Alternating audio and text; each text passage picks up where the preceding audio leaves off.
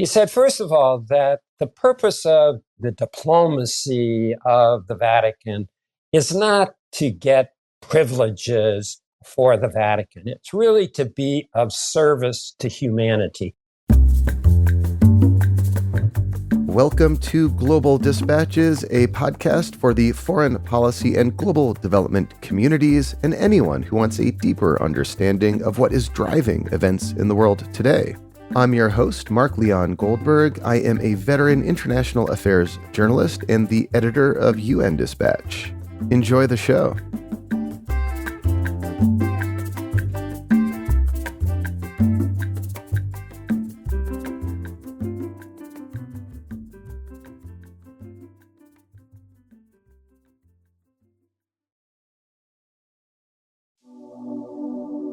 The Pope is not just a religious leader. He's also a head of state.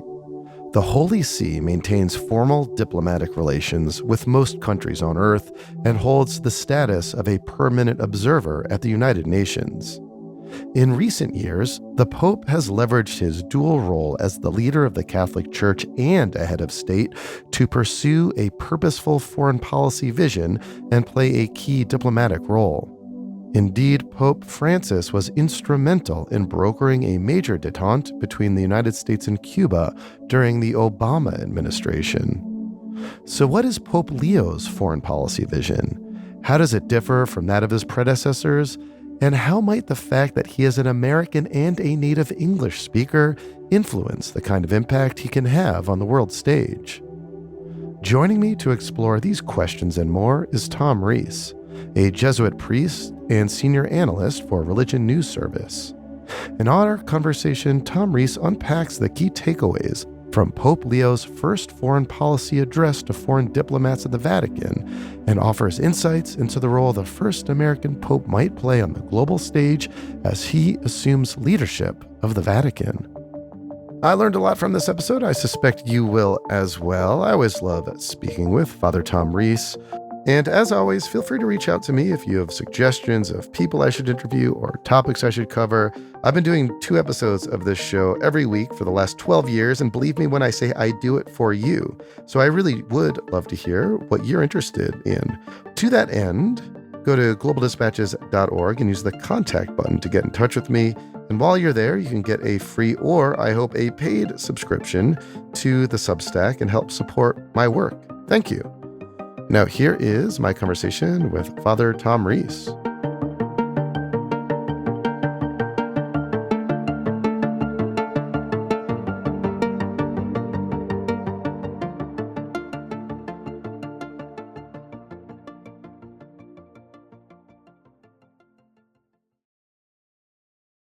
I just wanted to kick off by noting that not only is the Pope the head of a religion, but he is the head of a state.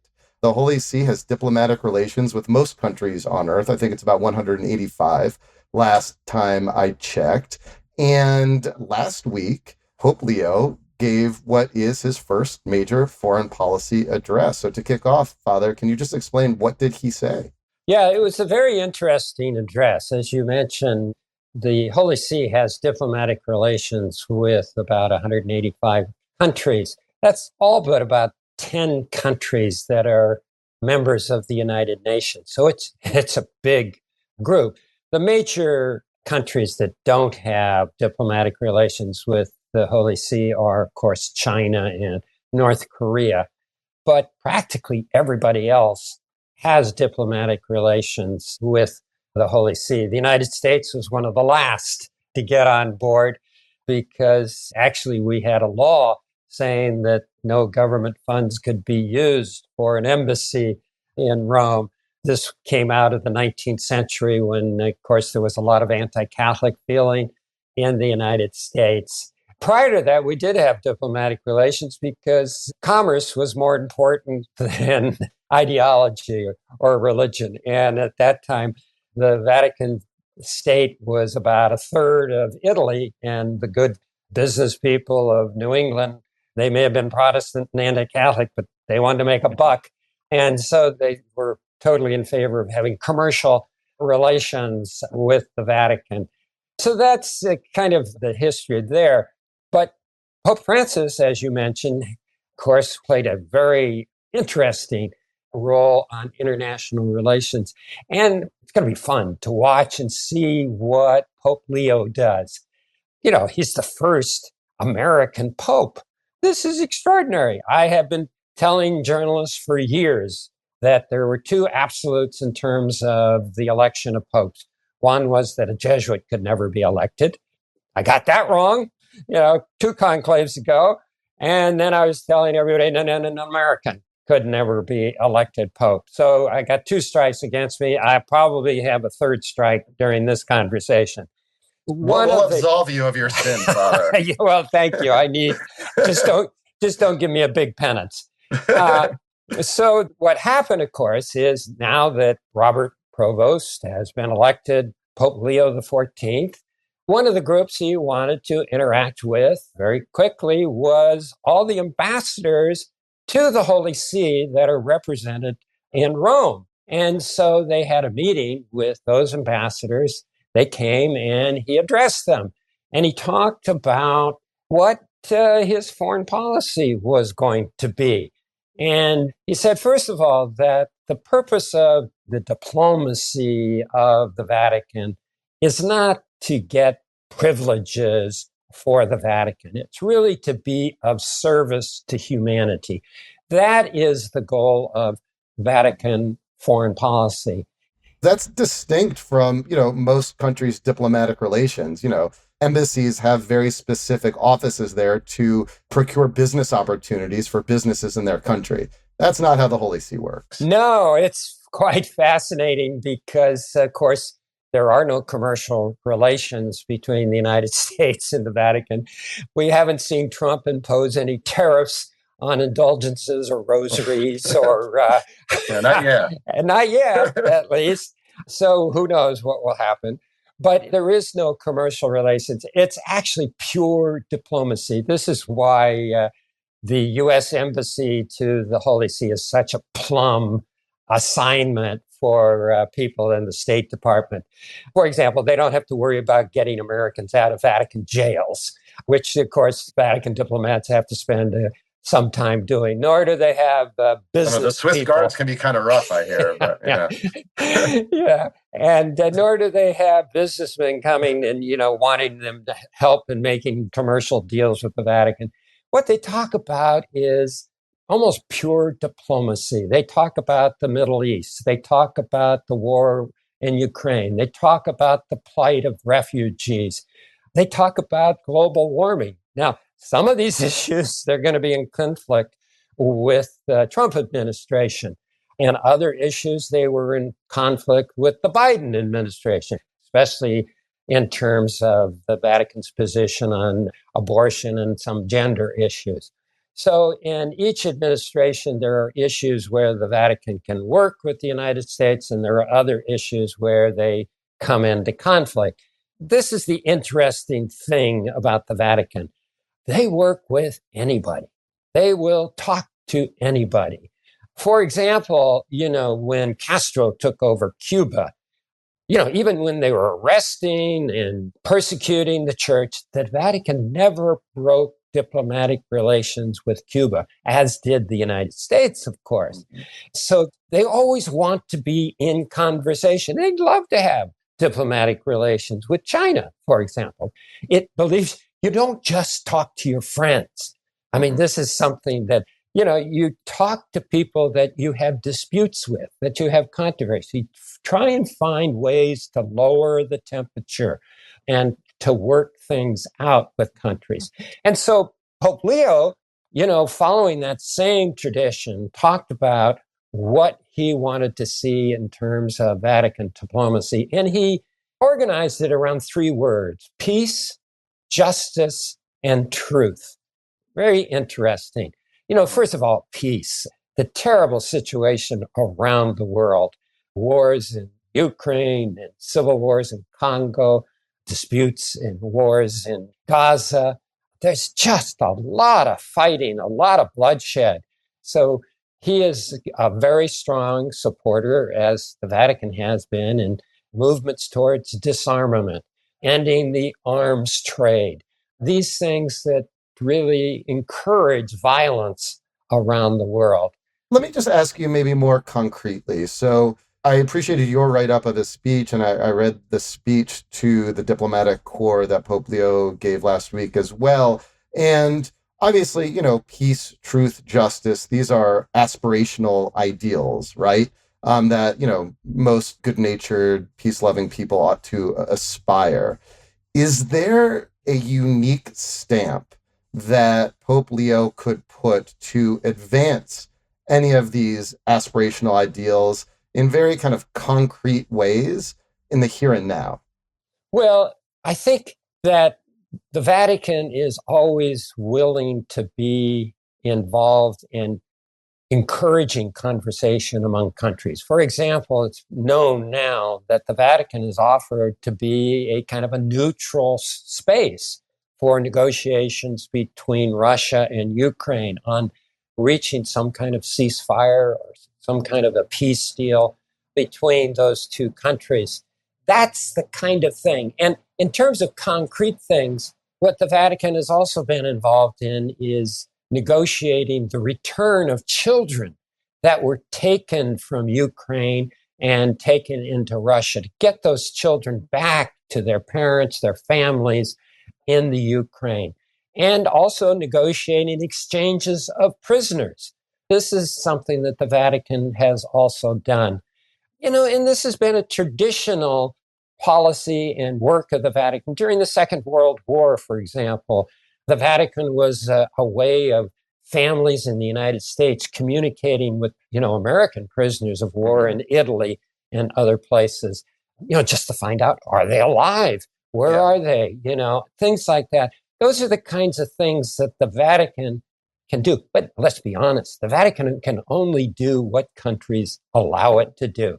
It's fascinating. It almost reminds me of the United Nations, which I cover, very deeply, and I've covered as a journalist for nearly 20 years. You can have the good offices of the United Nations or the Vatican, which operate in a similar way.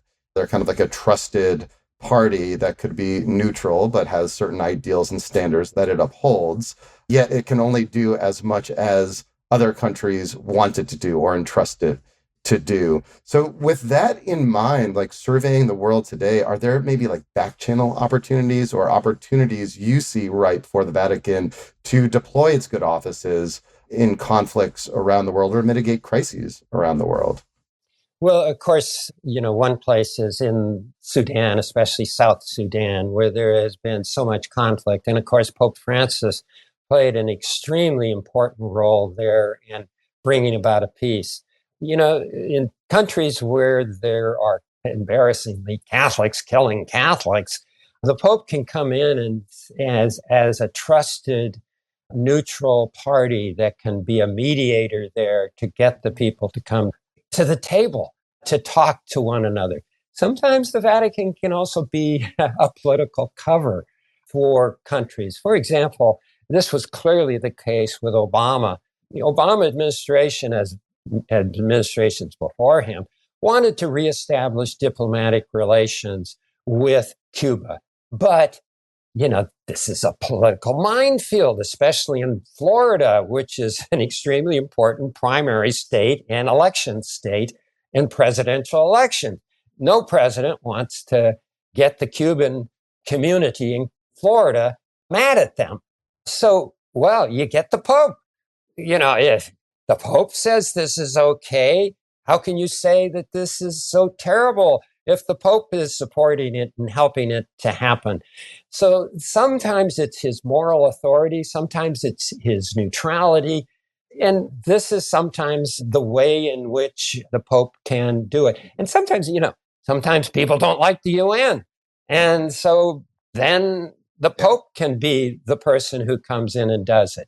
Although the papacy has been a strong supporter of the United Nations, and in fact, back to the League of Nations, they were very, very strong. It's always been in favor of multilateral institutions and multilateral diplomacy. I do want to actually ask you about the Pope and the UN in a little bit. I will just note that the role of Pope Francis in helping to provide a back channel on the political coverage you described for the Obama era re-engagement with Cuba, something you and I talked about a few years ago. And I actually just republished that conversation upon the death of Pope Francis a few weeks ago. So I'll encourage listeners and viewers to go back and check that out in the Global Dispatches podcast feed. I do want to ask you something that I find fascinating about Pope Leo.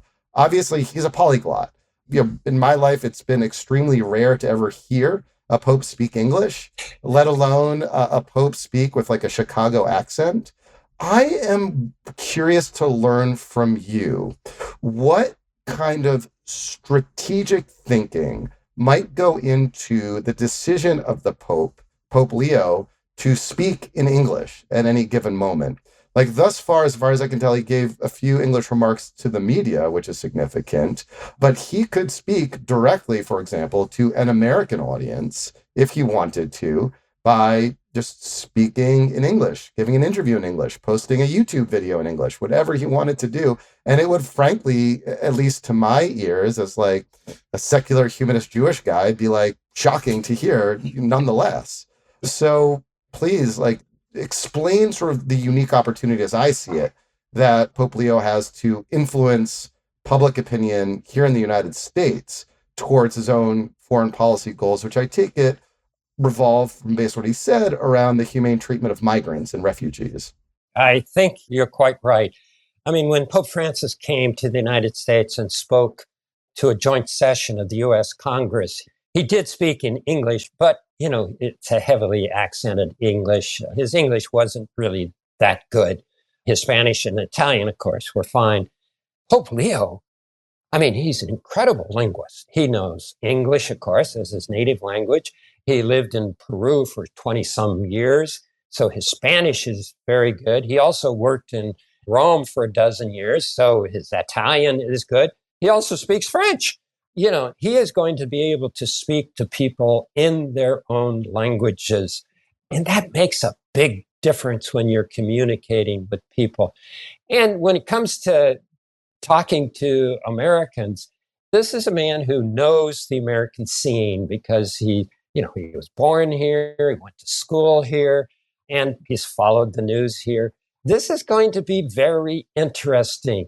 A White Sox fan knowing how to use baseball imagery and talking about U.S. politics or issues, this is going to be important. It's going to be sometimes controversial. He mentions in his talk that sometimes he's going to have to be blunt and that this is going to be problematic because some people may not like what he has to say, both on the left and the right.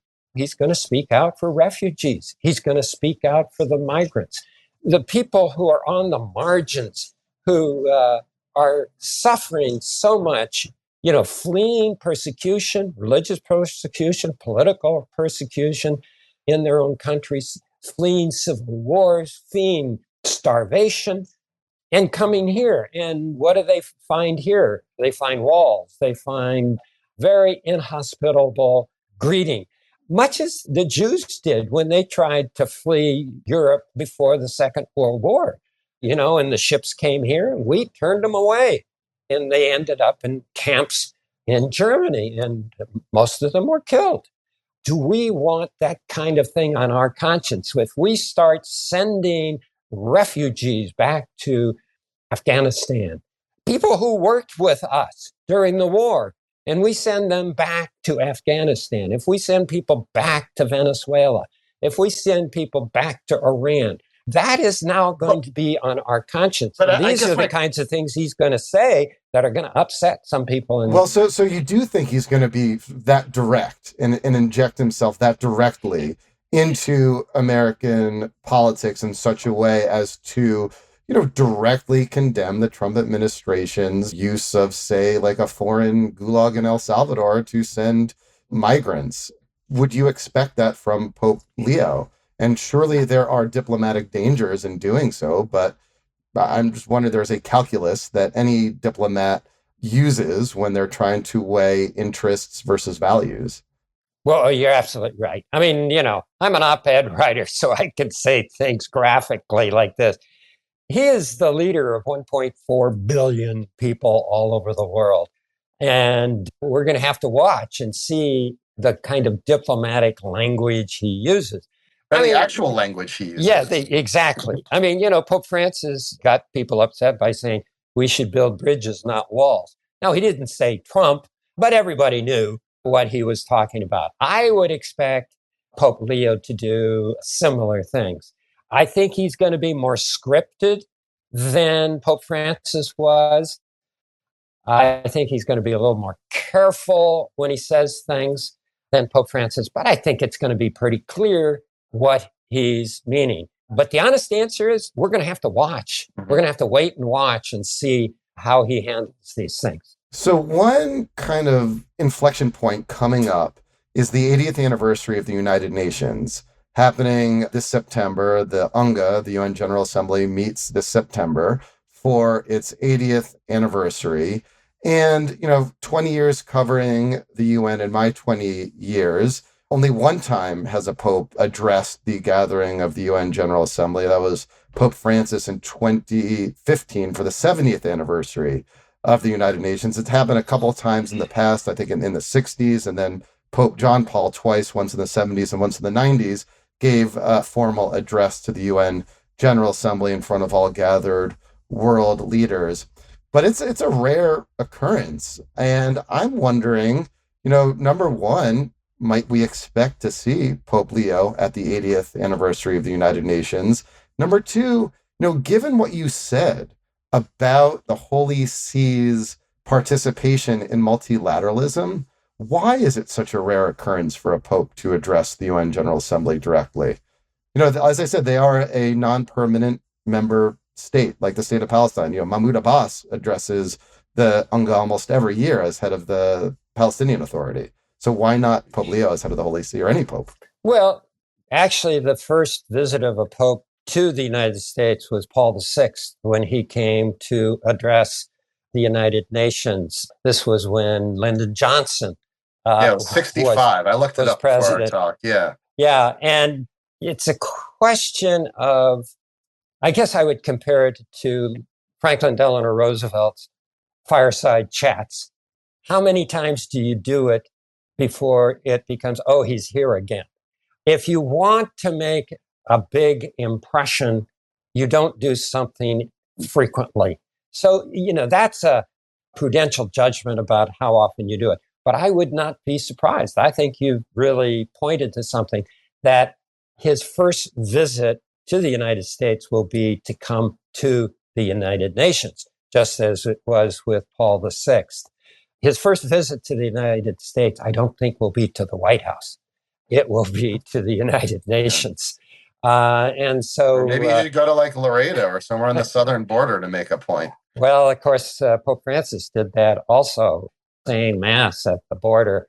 So I would not be surprised if he came to the United Nations as part of this anniversary celebration. I think it's something that the Vatican would want to do. It's probably something that Pope Francis would have wanted to do if he had lived. So I think your question is right on the mark.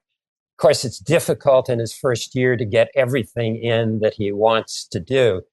He may not make it on the exact date of the celebration, but certainly I would expect him within the next year or so to come and visit the United Nations. So lastly, that's one potential inflection point. In the coming days or months, what are some of the key decisions or moments or events or potential inflection points that you'll be looking towards that will suggest to you what sort of tone or trajectory the Vatican and then Pope Leo's foreign policy may take?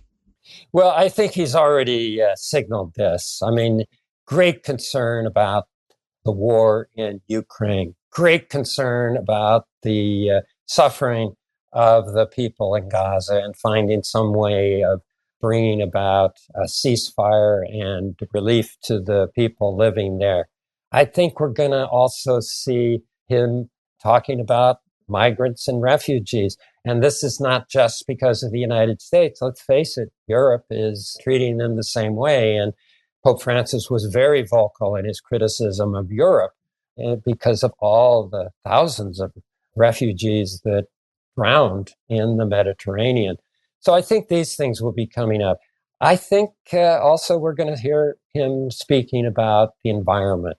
This is an anniversary of Laudato Si and the great encyclical by Pope Francis that acknowledged global warming and that this is one of the great issues of the 21st century. And if we don't deal with it, the catastrophic impact that will have on the world. And yet, so many people are in denial about global warming. So many people just don't care.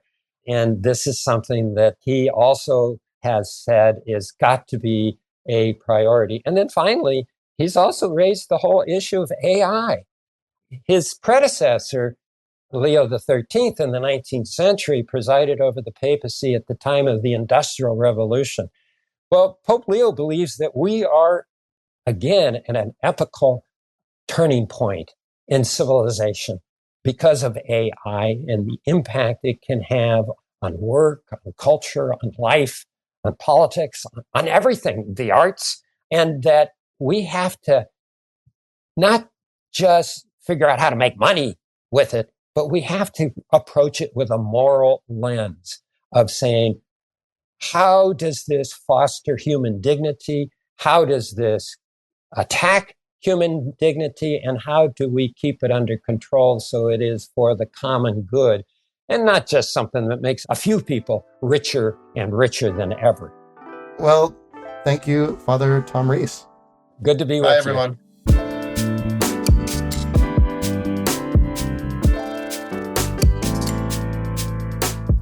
Thanks for listening to Global Dispatches. The show is produced by me, Mark Leon Goldberg.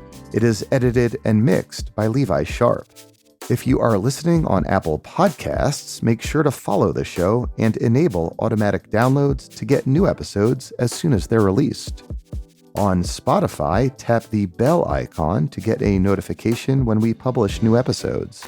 And of course, please visit globaldispatches.org to get on our free mailing list, get in touch with me, and access our full archive. Thank you.